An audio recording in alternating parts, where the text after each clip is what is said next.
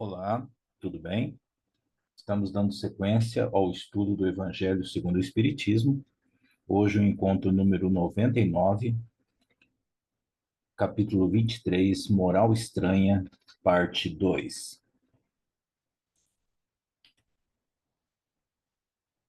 Não vim trazer a paz, mas a espada.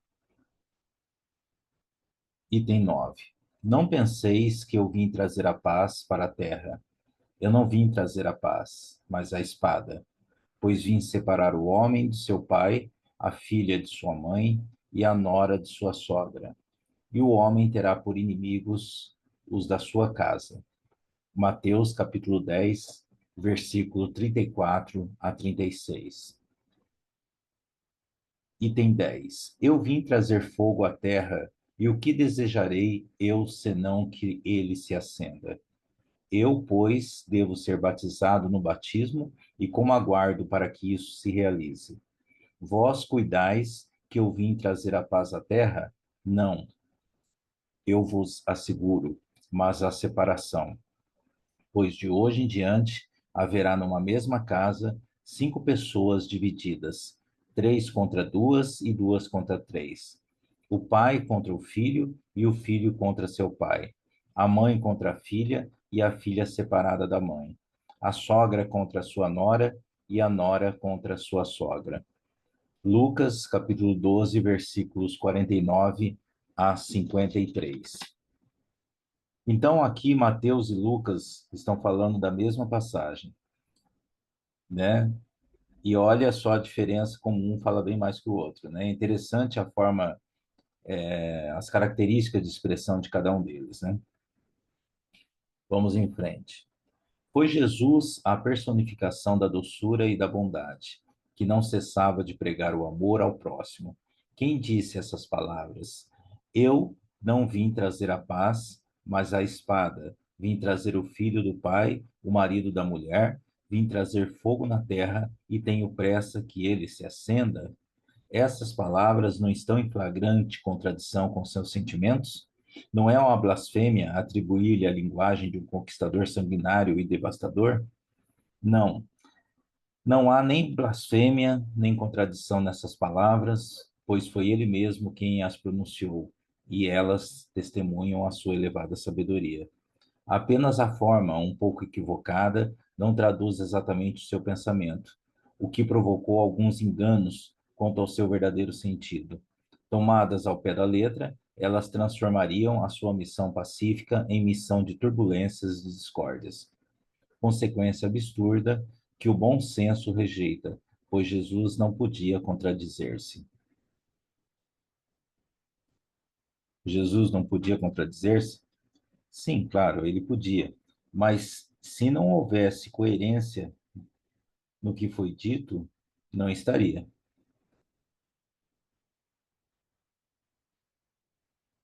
Se não houvesse coerência naquilo que foi dito, a gente não estaria falando e respeitando suas palavras nos dias de hoje, né? Item 12. Toda ideia encontra forçosamente oposição e não houve uma única que se estabelecesse sem lutas. Nesses casos, a resistência está na razão da importância dos resultados previstos, pois quanto maior ela for, maior será o número de interesses ameaçados. Se for uma ideia notoriamente falsa, se a julgamos sem consequências, ninguém se perturba com ela, e todas a deixam passar, sabendo que não tem possibilidades. Mas se ela é verdadeira, se repousa sobre uma base sólida, se é possível interver-lhe o futuro, um secreto pressentimento, adverte os seus antagonistas de que se trata de um perigo para eles e para a ordem das coisas, por cuja permanência se interessam. É por isso que se lançam contra elas e os seus adeptos. A medida da importância e dos resultados de uma ideia nova se encontra, sim, na emoção que ela causa com seu aparecimento, na violência da oposição que desperta, e no grau de intensidade e da persistência da cólera dos seus adversários. Então, aqui o texto diz que as pessoas sempre vão resistir às novas ideias, mesmo que sejam boas. Isso acontece porque as pessoas têm medo de mudança e têm medo que as novas ideias ameacem as coisas que eles já sabem e acreditam. Em outras palavras, as pessoas têm medo do desconhecido. 13. Jesus vinha proclamar uma doutrina que minava pela base o abuso no qual viviam os fariseus, no qual viviam os escribas e os sacerdotes daquele tempo. Por isso o mataram, acreditando assim matar a ideia juntamente com a morte do homem. Mas a ideia sobreviveu, pois era verdadeira. Desenvolveu-se, pois estava nos desígnios de Deus. E nascida numa obscura vila da Judéia, plantou a sua bandeira na própria capital do mundo pagão, diante dos seus inimigos mais acirrados, daqueles que tinham maior interesse em combatê-la, pois ela subvertia as crenças seculares nas quais muitos se apegavam, mais por interesse do que por convicção. Era lá que as lutas mais terríveis aguardavam seus apóstolos. As vítimas foram incontáveis, mas a ideia crescia sempre e saiu triunfante, pois ela superava como verdade as suas antecessoras. Então, a história de Jesus desafiava uma estrutura estabelecida na época. Essas ideias, elas eram ameaçadoras, né, para os líderes daquele tempo. Eles temiam que, se as pessoas seguissem as ideias de Jesus, eles perderiam seu poder, perderiam a sua influência. Por isso, eles mataram Jesus. Eles acreditavam que matando Jesus, também matariam a ideia, né? Estavam enganados. 14. É preciso notar que o cristianismo apareceu quando o paganismo declinava e se debatia contra as luzes da razão. Ele era praticado na forma, mas a crença já havia desaparecido. Apenas o interesse pessoal o sustentava. Ora, o interesse é tenaz e jamais cede à evidência, e tanto mais irrita-se, quanto o raciocínio que se lhe opõe e que melhor demonstra o seu erro. Bem sabe que está errado, mas isso pouco lhe importa, pois a verdadeira fé não lhe interessa. Pelo contrário, o que lhe mais teme é a luz que abre os olhos aos cegos. O erro lhe é proveitoso, e é por isso que a ele se aferra e o defende. Então, o texto aqui coloca que o paganismo era uma religião que estava perdendo força na época em que o cristianismo surgiu, né? As pessoas ainda praticavam os rituais do paganismo, mas não acreditavam mais em seus ensinamentos. O único motivo que as levava a continuar praticando o paganismo era o interesse pessoal. Todos nós sabemos que o interesse pessoal, em muitas situações, pode ser muito forte. Então, ele pode levar as pessoas a fazer coisas que sabem que eles estão errados, né?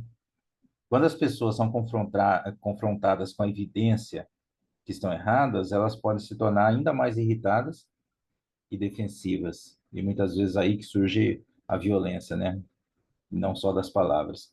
Elas podem, inclusive, negar a realidade para proteger seus interesses pessoais. Sócrates não havia também formulado uma doutrina semelhante à doutrina do Cristo?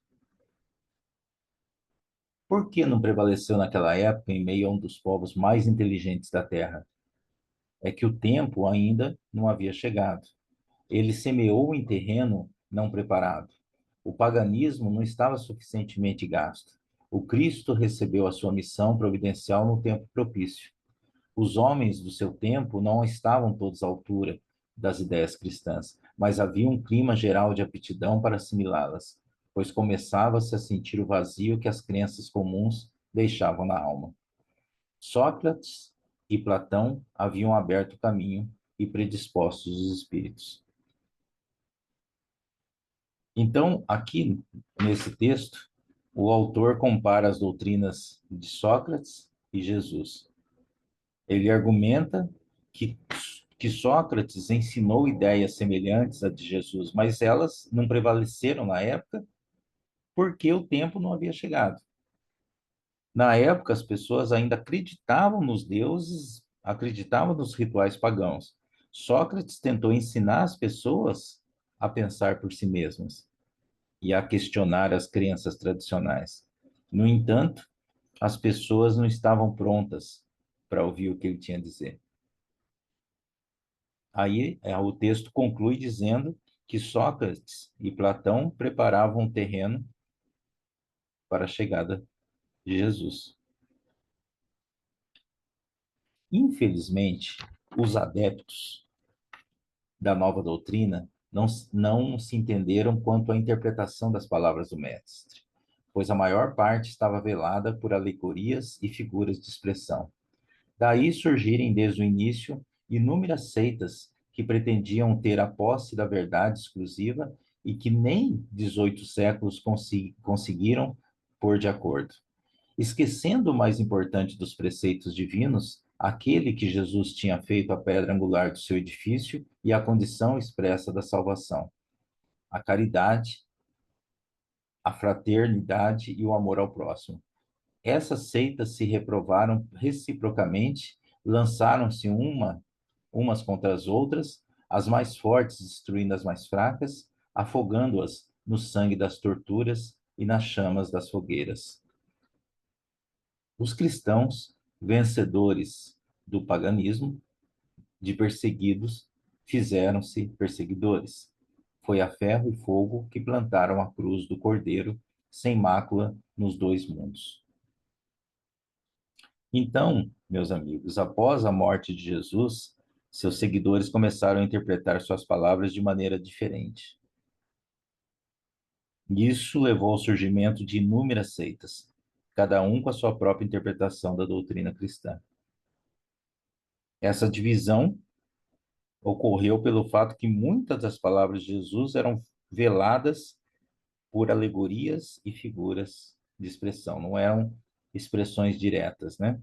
O que dificultava o entendimento e a interpretação literal das palavras dele.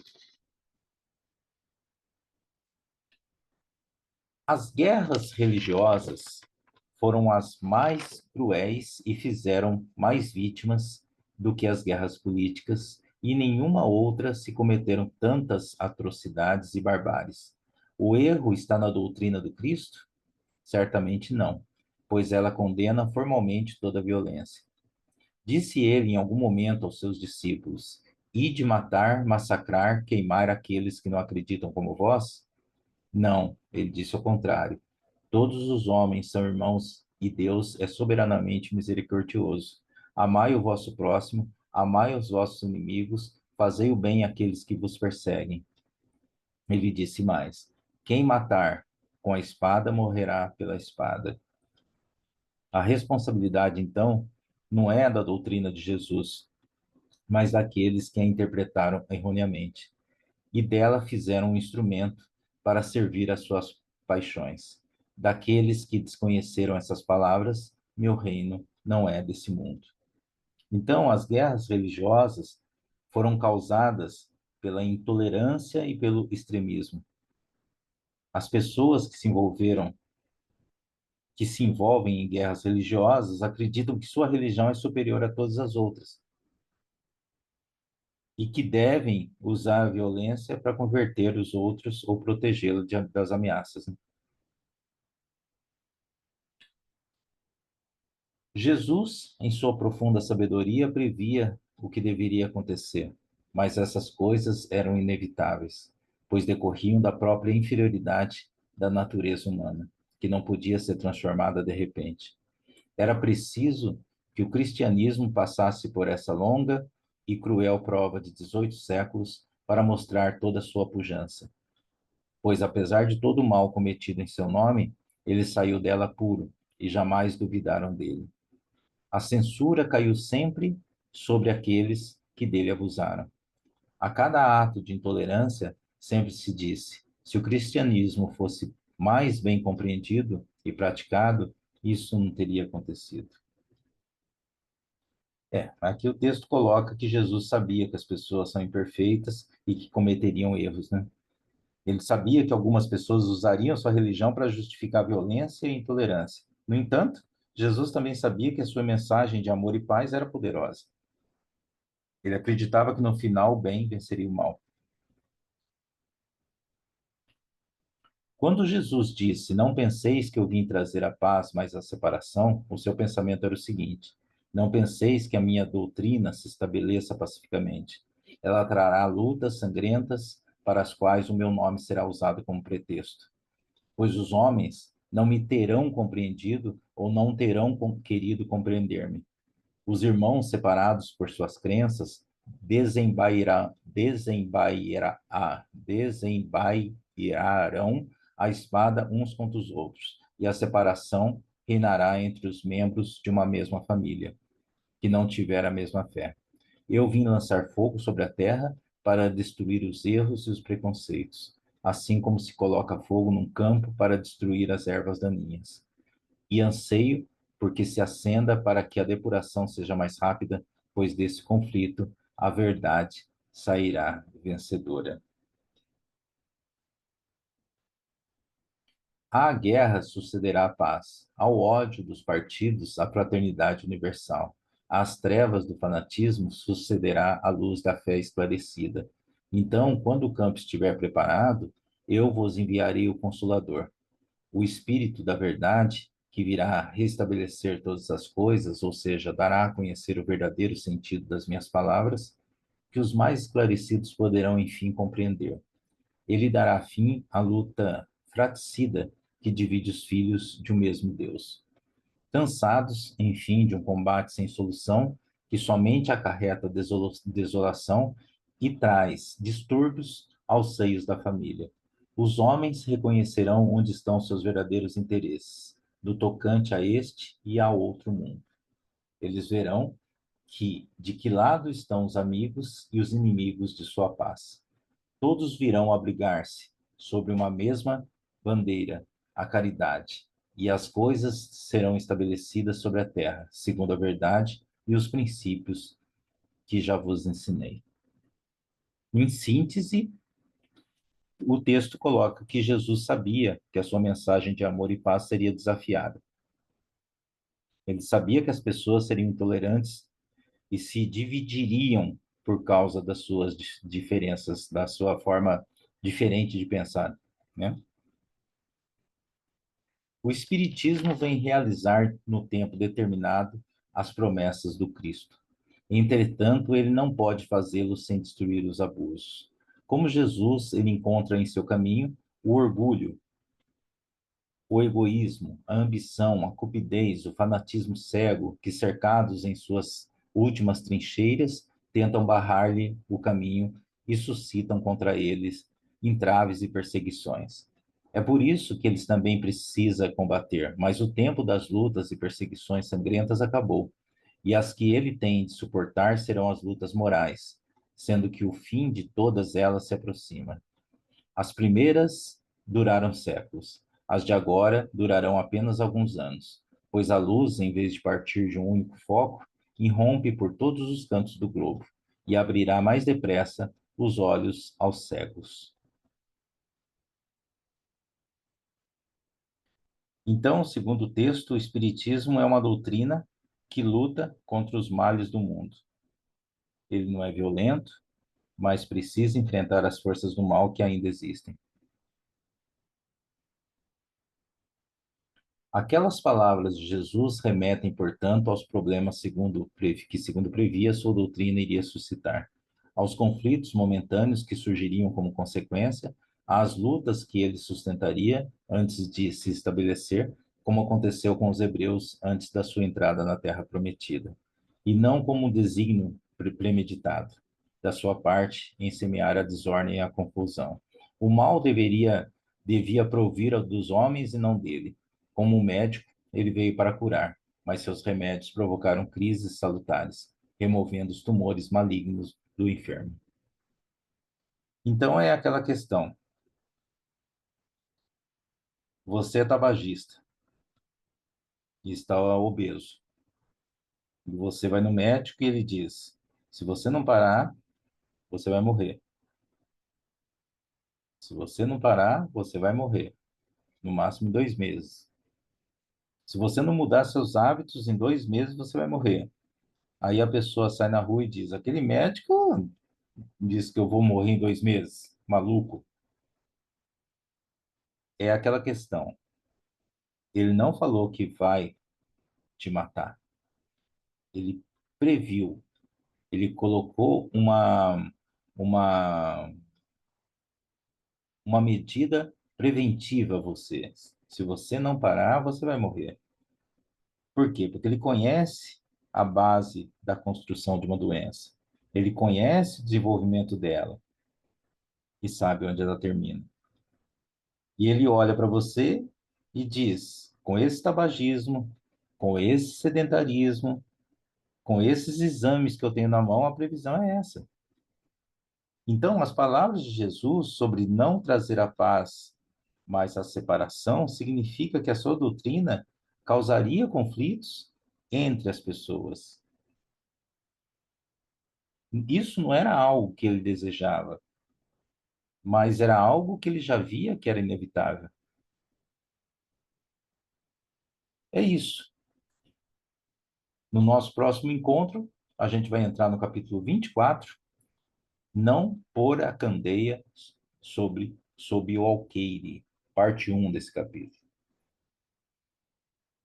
Uma ótima semana a todos, que Deus abençoe a vida de cada um de vocês.